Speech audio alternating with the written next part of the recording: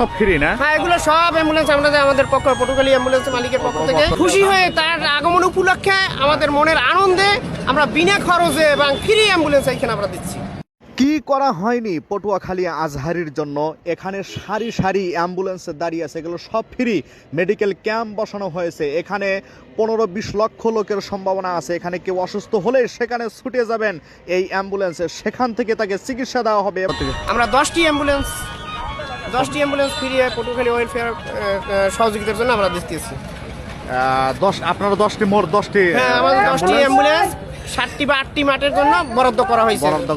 Medical টিমে তো বসছে এখানে। হ্যাঁ, মেডিকেল টিম আছে দুইটা এখানে মেডিকেল টিম আছে। আচ্ছা, এটা কি সম্পূর্ণ মিজানুর রহমান আজহারির? হ্যাঁ, সম্পূর্ণ মাওলানা মিজানুর রহমান আজহারি সাহেবের উপলক্ষে এগুলো সার্ভিসগুলো আমরা দিচ্ছি।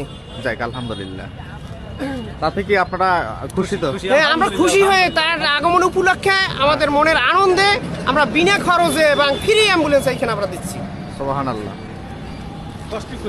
আপনারা দেখছেন যে এই অ্যাম্বুলেন্সগুলো কিন্তু সম্পূর্ণ ফ্রি।